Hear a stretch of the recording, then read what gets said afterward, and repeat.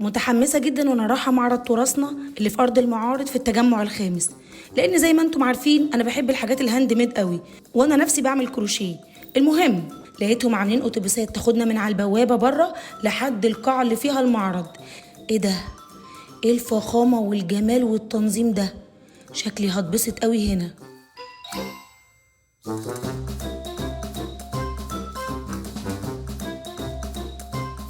استنوا، ده كمان في حاجات جاية من السعودية والإمارات والأردن والبحرين وتونس والجزائر وسوريا، وده طبعا غير منتجات بلدنا اللي مفيش زيها.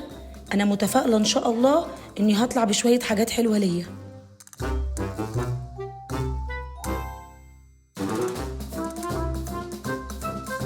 الله، ده كمان موجود شغل الجلود اللي أنا بحبه، وكمان في ملابس ومخمريات شكلها تحفة وريحتها تجنن، وكله هاند ميد، يعني خامة ومتانة وشكل مفيش زيه.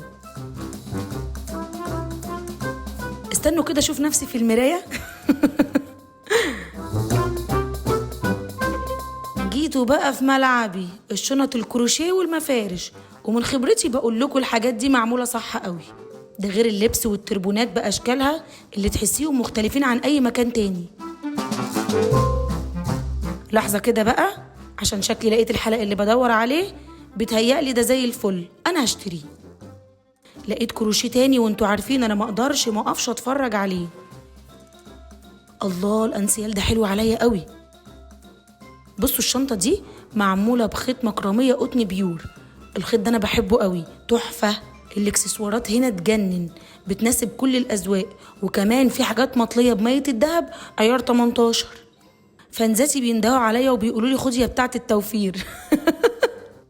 بجد كلكم لازم تروحوا معرض تراثنا اللي بينظموا جهاز تنمية المشروعات المتوسطة والصغيرة ومتناهية الصغر. هتعيشوا تجربة مختلفة، وكمان عشان تشجعوا الستات المصرية اللي عاملين مشاريع تشرف. ومن جمال اليوم ده كان لازم ينتهي بالحفلة الجميلة دي.